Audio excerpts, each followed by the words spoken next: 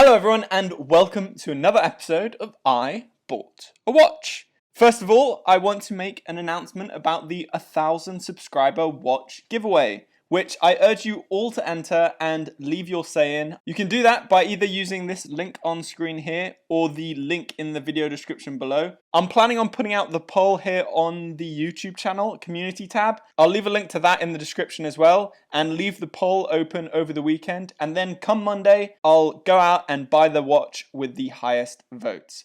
Fingers crossed this all goes to plan. Okay, on to the video. Now, in today's episode, we're not going to be looking at a watch for a change, and are instead going to be looking at this, a watch winder from the Watch Winder Mall. Before I say anything else, full honesty, I was sent this watch winder for free, hence why you may have noticed the quote includes paid promotion insert at the beginning of this video. Just going to add to that, they did not have a say in what I included in this review and have actually been really good about letting me take my time to form a honest and balanced opinion. I'll leave a link to their website in the description below and a link to the watch winder I show off in this video. Also to add, they have been kind enough to add a discount code to get a further 15% off at checkout. I'll also include that in the description below. Okay, so into this review. So as this is not really your standard review, I'm going to be tackling it a little differently and trying to answer these three main questions. First off, what is a watch winder? Second, do you need to own one?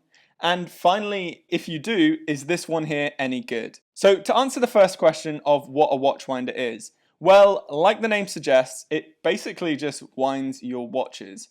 Or more specifically, it keeps your automatic mechanical watches that you happen to not be wearing wound by rotating them and stopping them from ever running down. This all helps to ensure that they do keep time and you don't need to worry about resetting them as often. Now, onto the subjective opinion of whether you need to own one. There are many reasons both for and against this argument.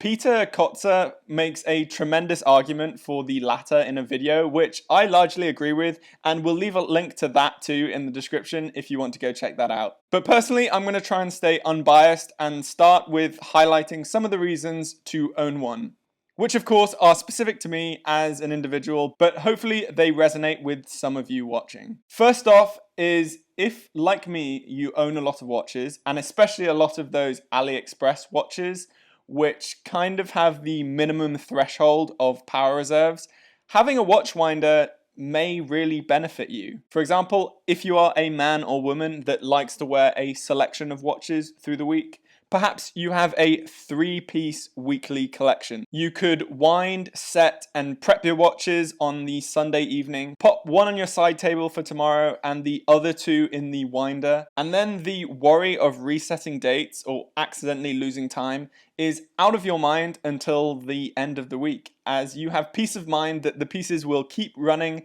stating the correct time if you ever need them. The second reason is we all like to look at our watches, and this watch winder does make a very nice and professional looking display box. So if you're the type of guy that does own a display box for all your watches, this just gives you a display box with an added feature, a display box 2.0 if you will. Okay, so that's covered some of the positives or reasons to buy one, but let's look at some of the reasons against. First off, if you only have one watch, a quartz watch, or hand-wound watches, this product doesn't really do anything for you. Unless, of course, you just want a display box that spins your watches so you can look at them from different angles. Don't think this will be a problem with many of you watching, as most of you, I imagine, do have a couple of automatic watches in your collection. Following on from that point, you do need to have a debate with yourself, as these winders don't come that cheap. They're definitely still classed as affordable, I would say,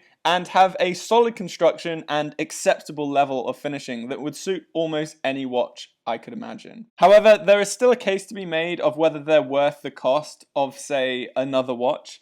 And unfortunately, I can't answer that question on your behalf. although I do have a feeling what most of your answers are going to be. This also leads on to the debate of whether watchwinders are good for the watches themselves or not. Now, of course, like a lot of things, watchwinders can definitely be used incorrectly, so don't be leaving your watchwinder rotating your watch continuously till the end of time. Leaving your watches in a winder for prolonged periods of time does have a chance of damage and wearing down the movement itself.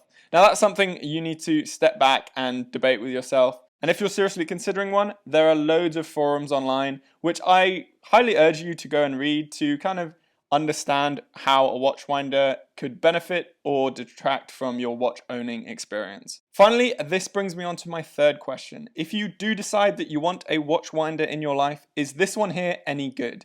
And following on from my last point about leaving your watchwinder on, this is actually overcome in this piece by it having multiple rotational settings, which all feature those all important rest periods. So that basically means the watchwinder will rotate the watch for a period of time and then leave it to rest, which is basically aiming to replicate the movement and pauses that your watch would experience when on someone's wrist. So it's actually really impressive that this watchwinder does come with those important resting features and proves that it's coming from a place of watch-based knowledge, so you are getting a good product. The physical product itself, like I mentioned, has a great level of finishing. It's well constructed and actually has a really nice weight to it. The motors can both run off a mains power supply as well as battery powered by two massive batteries, I might add. Now, in regards to fitting the watches, the winder comes with two sets of cushions, large and I would say regular, each of which can rather cleverly, in my opinion, be used in two different orientations, either along its length or its cross section, which is a feature that's also accommodated by the holder's design, enabling a good range, which I think encompasses a majority of bracelet lengths, so you can ensure that your watches sit comfortably in the winder. All in all, I'm pretty impressed with this product, and no doubt you'll see this as a backdrop in some of my videos. In the comments below, let me know what your opinion on watchwinders is, or whether you would just prefer to spend it on another watch. Okay, well, that does it for this episode. Next up, we have the review of this Pagani design Daytona. It is an absolute stunner of a piece, and I'm really looking forward to putting out this review later this week. Also remember, go and vote in that poll and pick that 1,000 subscriber giveaway watch. The link is in the description, but for now, stay awesome, stay safe, and I'll see you again in the next episode. Bye!